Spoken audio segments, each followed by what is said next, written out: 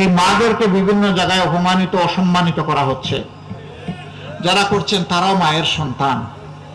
তাদের প্রতি আমাদের অনুরোধ, প্লিজ প্লিজ এন্ড প্লিজ, আপনারা আপনাদের মাকে, স্ত্রীকে, বোনকে, মেয়েকে আপনারা সম্মান করতে শিখুন।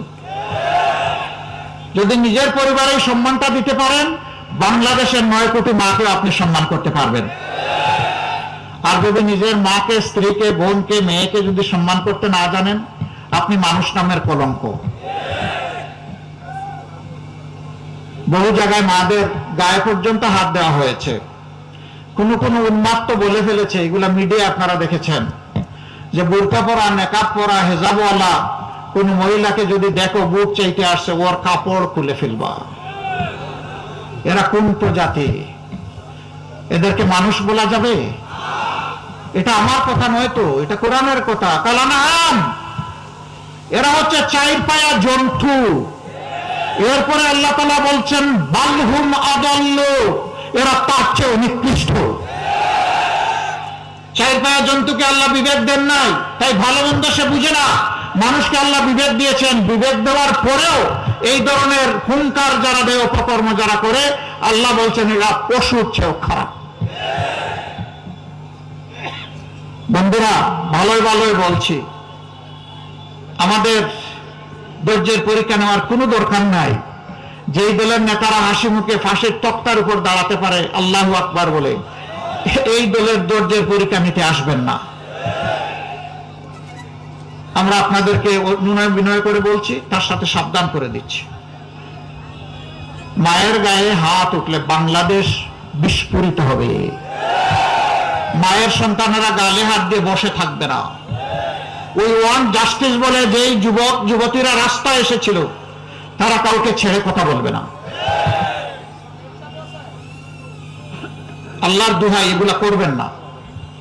আপনার আদর্শ, আপনার বক্তব্য, আপনার পরিকল্পনা, আপনার কর্মসূচি আপনি জনগণের কাছে নিয়ে পৌঁছে যান। ওই সেলিউট, ওই রেসপেক্টিভ, সম্মান দেখাবো, কিন্তু আমার পথে বাধা সৃষ্টি করবেন না। এটি আমার অধিকার নয়, এটি আমার দায়িত্বও বটে। আমার দায়িত্বে বাধা দেওয়ার অধিকার কারণে, অধিকারও কেড়ে নেওয়ার অধিকার কারণে। যুবক বন্ধুরা, আপনারা কি ঘুমায় গেছেন? 24 এখনো চলছে না? 24 চলবে যতদিন পর্যন্ত 18 কোটি মানুষের মুক্তি নিশ্চিত না হবে। জেগে থাকবেন, এখন থেকে পাহারা দেবেন। নির্বাচন নিয়ে কেউ যদি সন্ত্রাস চালাতে চায়, তাহলে আল্লাহর উপর ভরসা করে সমান পরিমাণ জবাব দিবেন, বেশি দিতে চাইেন না। তবে নিজে জবাব দেওয়ার আগে অবশ্যই যথাযথ কর্তৃপক্ষ এবং প্রশাসনকে অবহিত করবেন।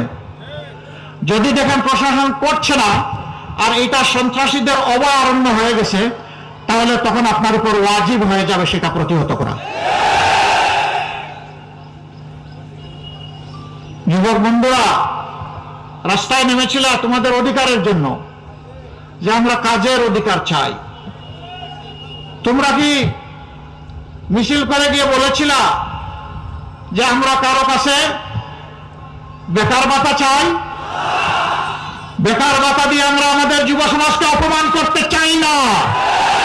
আমাদের যুব সমাজ কারো কাছে বেকার ভাতা চায় না। আমাদের যুব সমাজ তাদের যোগ্যতা অনুযায়ী মর্যাদার কাজ তাদের হাতে পেতে চায়।